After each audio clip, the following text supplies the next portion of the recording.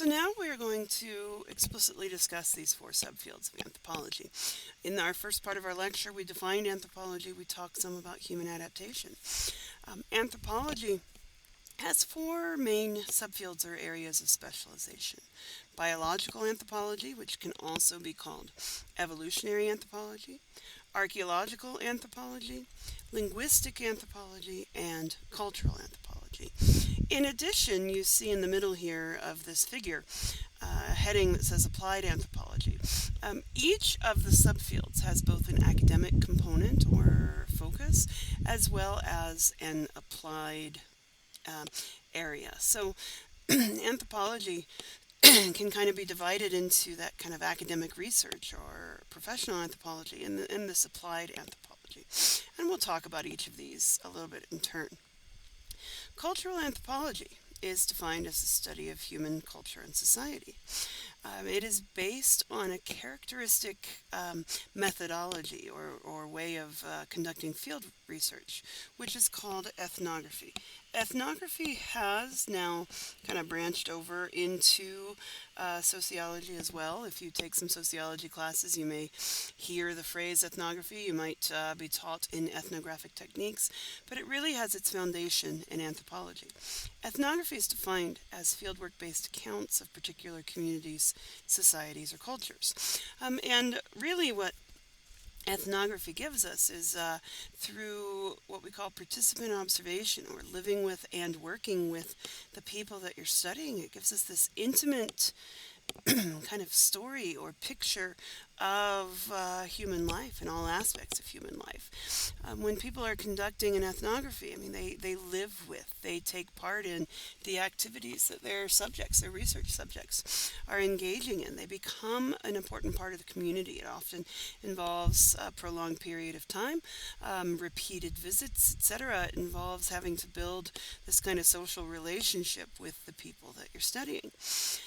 As more and more cultures have had ethnographies written on them, there are a few cultures in the world that have not been studied at all. And so, in more current times, cultural anthropology has moved towards kind of questions-based or problems-based research and ethnology. Ethnology compares ethnographies. So it's this technique by which you examine, interpret, analyze, and compare the results of ethnographies. So for example, if you wanted to study reproductive ecology, basically family formation strategies. How many babies do hunter-gatherers have versus agricultural communities? You might do a comparative study between a group like the Ache of Paraguay and the horticulturalist Chamane of Bolivia to see what kind of drives that shift towards sedentism and how having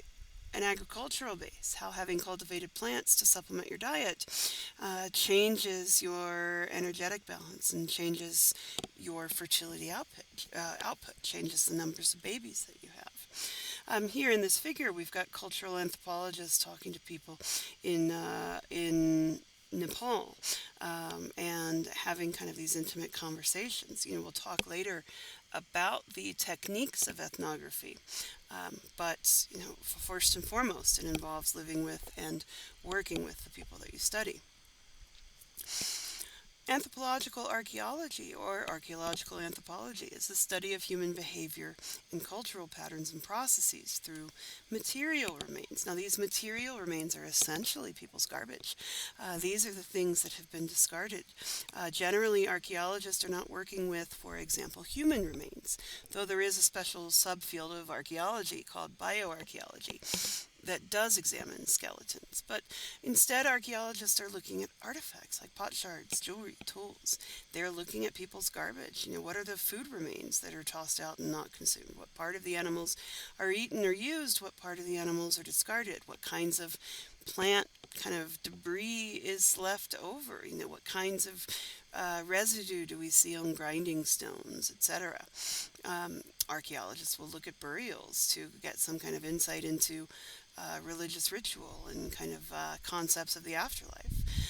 There's been a lot of work to determine when humans started eating grains. If you have ever done any CrossFit or followed kind of the Paleolithic diet, for example. One of the things that the paleo diet does is eschews grains. You're not supposed to eat any sort of grains under the premise that we only started eating grains about 10,000 years ago, and so our dietary physiology hasn't been able to catch up. In actuality, we've been eating grains for about 30, 40,000 years, and it's through examinations of plant residue on tools that we discover this use of cereal grains going back a lot farther. And so archaeology enables us to answer some of these critical questions about when certain foods were domesticated, when certain foods became part of our human diet. Archaeologists will look at the remains of structures to determine settlement patterns and where and when people were living in certain places, migrations, and movements. Our third subfield is biological or physical anthropology. It can also be called evolutionary anthropology. This is the study of human biological variation through time and as it exists today. So we're looking at physical variation. We can compare skeletons, for example. We can look at bone growth and development. We can look at stature. We can look at body weight, right? We can compare the Maasai to the Inuit, for example, and see these different patterns of growth and development. We can look at health and well-being. We can look at disease kind of resistance or immunity. We can look at the diseases that are endemic and maybe biological adaptations to them. For example, in areas where malaria is prevalent, there are often genetic mutations that in a heterozygous state confer immunity to malaria, but in a homozygous state become deleterious or become kind of life-altering, and so sickle cell anemia being one of these. There are 5 areas of specialty, though this is not by any means exhaustive in terms of what we can study. There's human biological evolution as revealed by the fossil record. We call this paleoanthropology. So if you wanted to get answers into human origins, for example, you would go into paleoanthropology. Human genetics. This has answered questions like, when did we evolve? We can look at our molecular clock. This also answers questions, though, for like patterns of movement and migration. Human growth and development. This can work with extant populations, comparing kind of dietary intake and critical measures of development. We can look at human biological plasticity, our ability to change our bodies as we cope with environmental conditions. So we can subject people to certain kinds of climates or track people as they move to different ecologies and see how their bodies and their physiology adapt.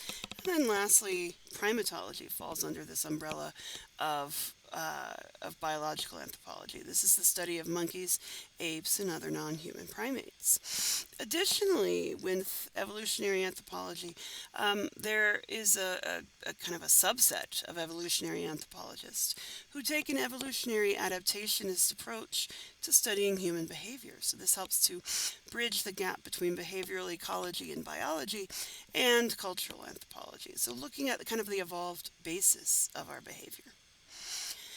And so here we've got 2 pictures of the kinds of work that biological anthropologists might do. Augustine Fuentes sitting here with a macaque. And then Matthew Tornow here looking at ancient primate ancestors. These are small monkey skulls. Lastly, we've got linguistic anthropology, the study of language and linguistic diversity in time, space, and society. Linguists may study language in its social and cultural context across space and time. How does language change, for example? They may make inferences about universal features of language. Noam Chomsky, a very famous anthropologist, talked about this idea of a universal human grammar, that our brains may possess a finite kind of network through which we develop and process language. Linguists may reconstruct ancient languages by comparing their contemporary descendants, so trying to resurrect languages that have no longer been spoken. There's just been a tragedy in Brazil where recordings of extinct languages have been lost because of a fire at the National Museum. This is going to be devastating because these were some of the only records that we had of some languages that have only recently gone extinct, and so there may be a push now to try to reconstruct some of those. Linguists may study linguistic differences to discover different perceptions and patterns of thought. For example, the Hopi only have two verb tenses, that which has occurred or ever has occurred, and that which has not yet occurred.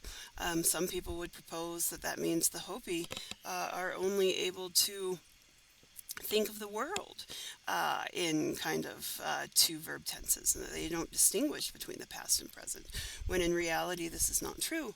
And then lastly, sociolinguistics may investigate the relationship between social and linguistic variations. So how can language be used as cultural capital? So then we had this other kind of side point, this idea of the dimensions of anthropology. Academic anthropology researches problems, right? You come up with a problem, you write a grant, you get money to study it, and you're funded. You identify your appropriate populations, you gather your data, you publish a scholarly article, kind of summarizing your conclusions. Applied anthropology or public anthropology uses anthropological skills, perspectives, theories, methods to solve contemporary social problems. And so a lot of people will ask, why anthropology, or what can you do with a degree in anthropology? If you want to do research, first, I mean, you're probably, there's not much that you can do with a bachelor's in anthropology in terms of being a professional anthropologist. That does require at least master's level work, if not PhD level work. However, the skills that one can learn by majoring in anthropology, for example, cultural sensitivity, how to work with a wide variety of populations, ways to operationalize variables and collect data, all of these things are very, very important, very useful in this applied setting. So you might work for a non-governmental organization.